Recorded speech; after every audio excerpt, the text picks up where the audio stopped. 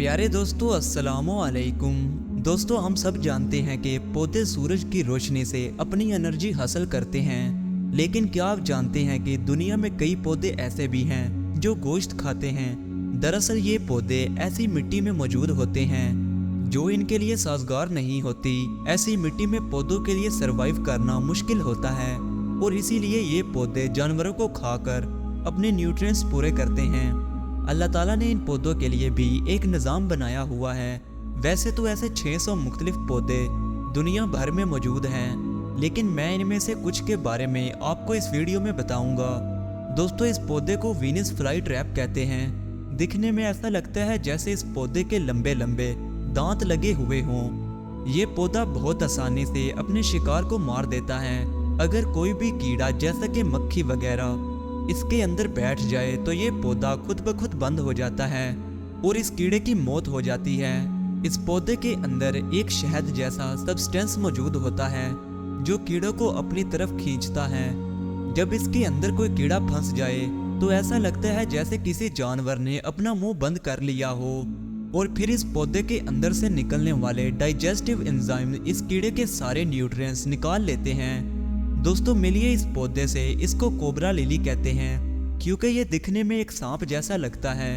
ये पौधा north America में पाया जाता है।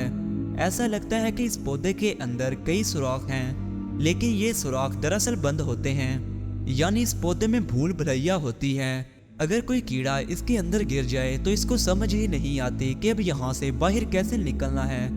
दोस्तों, इस पौधे के अंदर मौजूद एसिड इस कीड़े की बॉडी को पिघलाना शुरू कर देते हैं और ये पौधा इस कीड़े को खाकर अपने न्यूट्रिएंट्स पूरे कर लेता है। दोस्तों, इस पौधे का नाम ट्रिगर प्लांट है। अगर कोई भी चीज इस पौधे को छुए तो इस पौधे से तेजी से एक डंक सा निकल आता है। अगर कोई कीड़ा इस पर बैठा हो तो ये कीड़ा इससे चिपक जाता है और फिर इस पौधे से ऐसे एंजाइम्स निकलते हैं जो इस कीड़े को मार देते हैं। ये पौधा ऑस्ट्रेलिया में पाया जाता है और मिलिए इस पौधे से। इसको ट्रॉपिकल पिक्चर कहते हैं। ये पौधा साउथ ईस्ट में पाया जाता है। दोस्तों, ये पौधा चूहों, सांप और कभी कभार तो छोटे बंदरों को भी मार देता है। दरअसल इस पौधे के अंदर एक मीठा सा सब्सटेंस होता है। जानवर इसको खाने के लिए इसके अंदर चले जाते हैं और फिर इनके लिए यहाँ से निकलना नामुमकिन हो जाता है क्योंकि ये पौधा अंदर से एक कुएं जैसा होता है जिसकी दीवारें बहुत स्लीपी होती हैं। दोस्तों, बारिशों के मौसम में इस पौधे में पानी जमा हो जाता है। अगर कोई बहुत छोटा बंदर का बच्चा इसके अंदर पानी पीने जाए तो वो भी फंस जाता है। इसलिए इस पौधे को मंकी कैप भी कहते हैं क्योंकि ये पौधा छोटे छोटे बंदरों को भी मार सकता है।